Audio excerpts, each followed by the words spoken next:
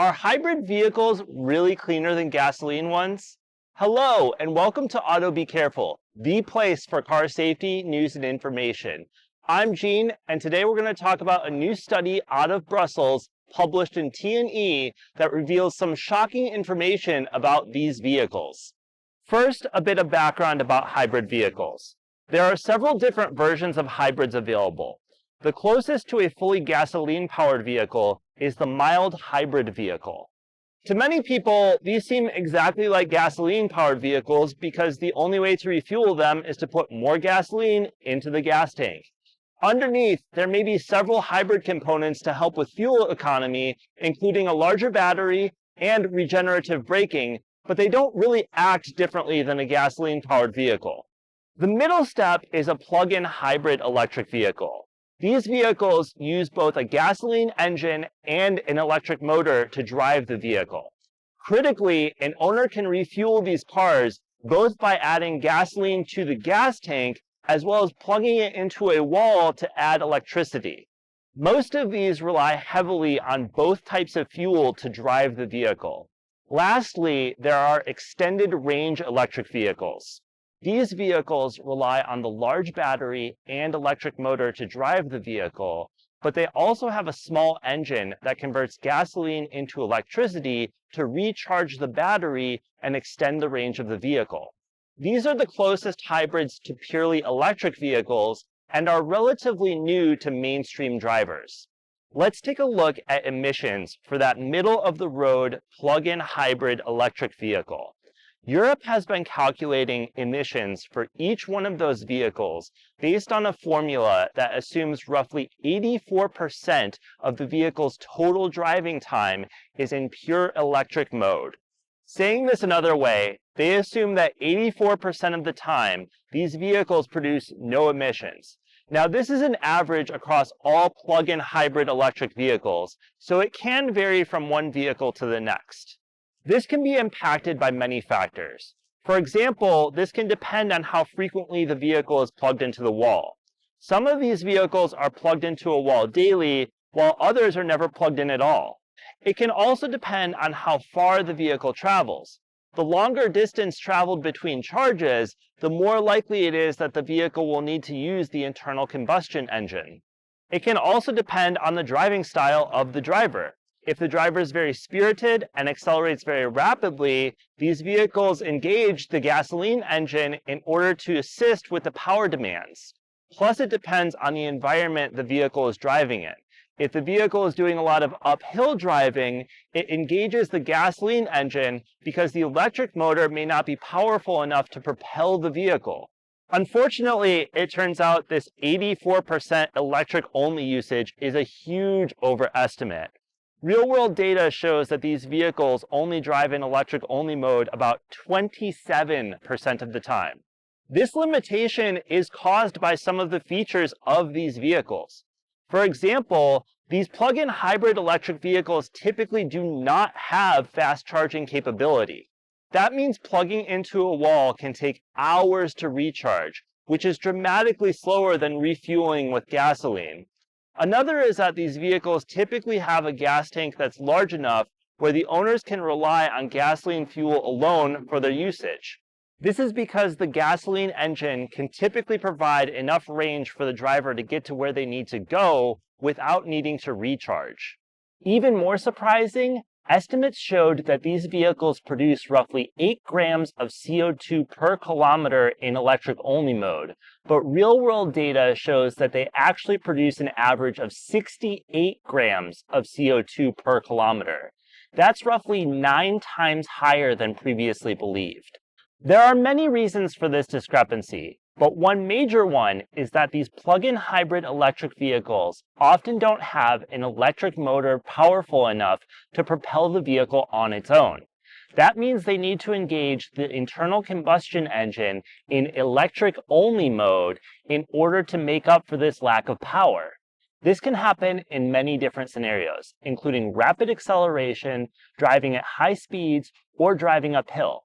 This is part of the reason that the study found that these plug-in hybrid electric vehicles often pollute just as much as mild hybrid vehicles or even fully gasoline vehicles.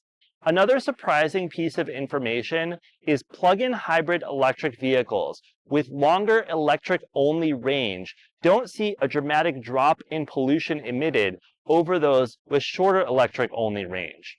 The study found that plug-in hybrid electric vehicles typically pollute less with an upper range limit of about 46 miles.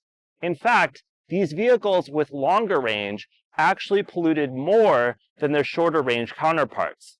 The study determined that the vehicle's weight and the engine power of the vehicle were actually more reliable factors to determine how much the vehicle would pollute. They found that vehicles with a longer range had a larger battery, which added more weight to the vehicle. This required a larger engine, which added even more weight to the vehicle and required consuming more gasoline, which emitted more pollution.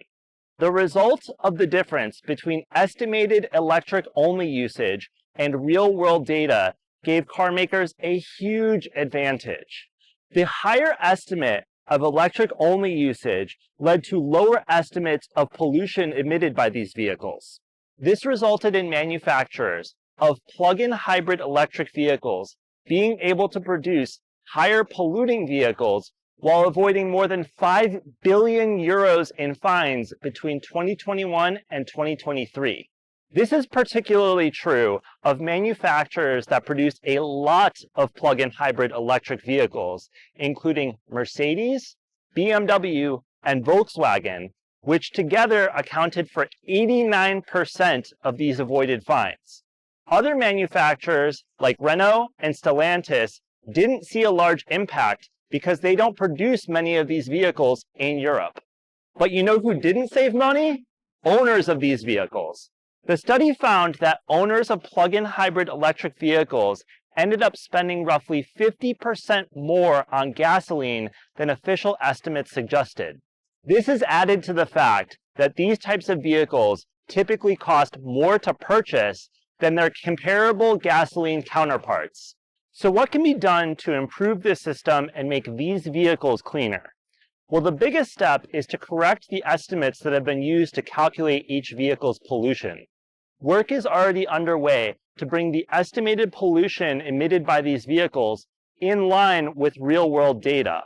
Although this is expected to be an uphill battle because manufacturers continue to push for more relaxed standards, especially those manufacturers that have largely benefited from this system and saved billions in fines. If these new standards do go into effect, there are a few improvements to vehicles that will likely help. The first is reducing the size of the gas tank, which will encourage users to plug their vehicles into electricity more often. Another is increasing the power of the electric motor instead of relying on the power of the gasoline engine. This will likely have to be done in conjunction with adding a larger battery because the larger motor will consume more electricity. The result of these changes would be vehicles that are more likely to run on pure electric power more of the time. Finally, those new extended range electric vehicles could have a huge impact here. Similar to plug-in hybrid electric vehicles, extended range electric vehicles use both an electric motor and a gasoline engine. However, they solve the problems I just mentioned.